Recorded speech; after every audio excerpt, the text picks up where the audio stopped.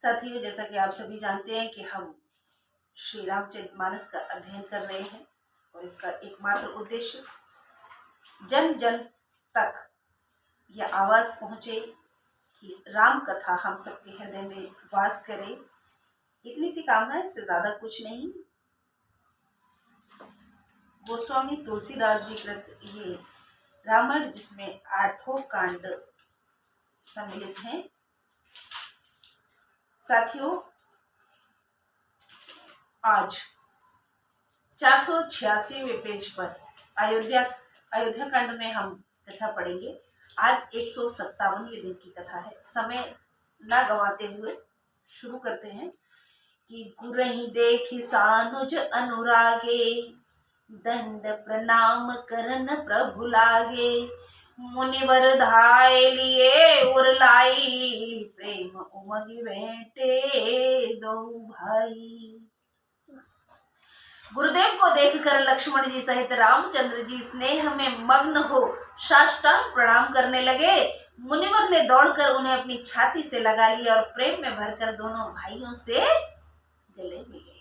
सीने से लगा लिया है श्री राम जी और लक्ष्मण जी को गुरु ने।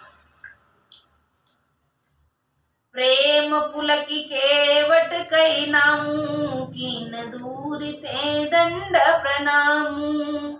राम सखा ऋषि बरबस भेंटा, जनु महि लुठत स्नेह समेटा। प्रेम से पुलकित हो निषाद ने अपना नाम बतलाकर दूर ही से दंडवत प्रणाम किया। राम सखा जान मुनि ने उसे बरबस हृदय से लगा लिया, मानो पृथ्वी पर लौटते हुए स्नेह को समेट लिया हो। गुरु वशिष्ठ का प्रेम से परिपूर्ण कोमल हृदय गुह को सीने से लगा लेता है। उन्होंने अपनी जाति को छोटी जाति समझते हुए दूर से प्रणाम किया है। प्रणाम गुरुदेव। लेकिन श्री राम जी के सखा है गुरु वशिष्ठ ने उन्हें तुरंत हृदय से लगा लिया है। ऐसे ही साथियों, हम सब ईश्वर की देन है और उनसे प्रेम करते हैं।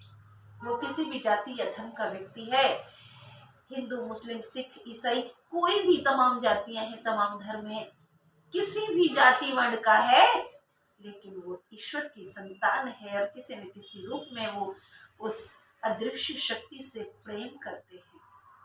इसलिए जो ईश्वर प्रेमी है, जो सर्वशक्तिमान से प्रेम करने वाला है, जो दया भाव रखने वाला है, वह ईश्वर के सानिध्य में जरूर रहता है। उस पर जब ईश्वर की कृपा है तो हम सब क्यों घृणा करें, क्यों नफरत करें किसी से कि कौन छोटी जाति का है, कौन बड़ी जाति का है, किसका धर्म ऊंचा है, किसका छोटा है। अरे मानवता एकमात्र धर्म है।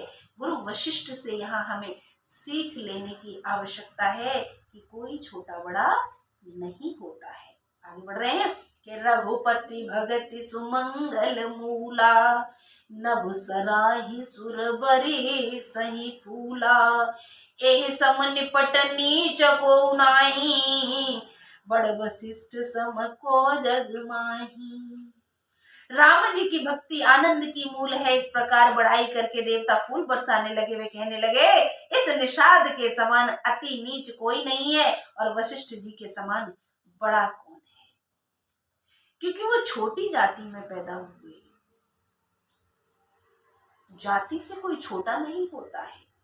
ये तो व्यवस्था समाज में, समाज को संबंधित करने के लिए है, एकत्रित बनाए रखने के लिए, व्यवस्था चलाने के लिए है। लेकिन हृदय इतना विशाल कि राम जी से प्रेम कर लिया तो उनके समकक्ष हो गए, उनके बराबर हो गए, उनके तुल्य हो गए हैं। गुरु वशिष्ठ ने हृदय से लगाया है। इसीलिए मैं कहती हूँ कि हम सबको प्रभु से प्रेम कर ही लेना चाहिए।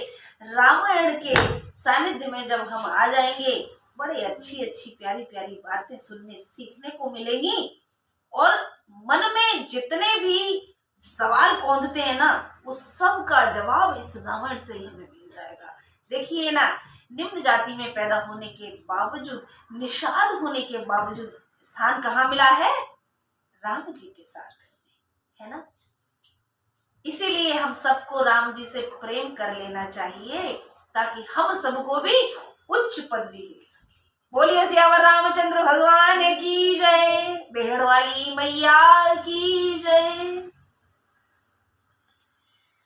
जे लखी लखनऊ ते अधिक मिले मुदित मुनिराव, सो सीतापति भजन को प्रगट प्रताप प्रभाव। सियापति राम जय जय राम, अवधपति राम जय जय राम, मेरे प्रभु राम जय जय राम। साथियों, इस दोहे का अर्थ है जिसे देखकर श्रेष्ठ मुनि लक्ष्मण जी से भी अधिक प्रसन्नता पूर्वक मिले, यह सेनापति रामचंद्र जी के भजन का प्रत्यक्ष प्रताप व प्रभाव है। मैं इस दोहे के साथ आज की कथा को मात्र 4 चौपाइयों में ही, 3 चौपाई और 1 दोहा में भी संपन्न करना चाहती हूँ, क्योंकि मैं चाहती हूँ कि ये संदेश जन जन तक पहुंचे, जन जन तक। छोटी क्लिप रहेगी तो जल्दी पहुंचेगी, बड़ी क्लिप हो जाती है तो फिर लोग सुनना पसंद नहीं करते हैं। इसी सद्विचार के साथ कि कोई छोटा बड़ा नहीं है, ईश्वर से जब स्नेह हम कर लेंगे तो अवश्य हमारा कल्याण होगा और हमें उच्च पदवी वही ईश्वर प्रेम दिलाएगा। इसलिए सिर्फ और सिर्फ जीव मात्र पर दया करो और ईश्वर प्रेम करो। जब ईश्वर से आप प्रेम करेंगे तो हर व्यक्ति से आपको प्रेम हो जाएगा, किसी से नफरत नहीं करेंगे। अगर मन में जरा सी भी शंका है कि नहीं ये तो बहुत गड़बड़ है, खराब है, वही तपस्या भंग है, अर्थात फिर वहां पवित्र प्रेम नहीं है। निषाद राज जैसा प्रेम करना है ताकि उच्च पदवी मिल सके, श्रेष्ठ लोग हमें अपने बराबर, अपनी बराबरी का दर्जा देने पे आ जाए। इसलिए भगवान से प्रेम करते रहिए। जय सीताराम।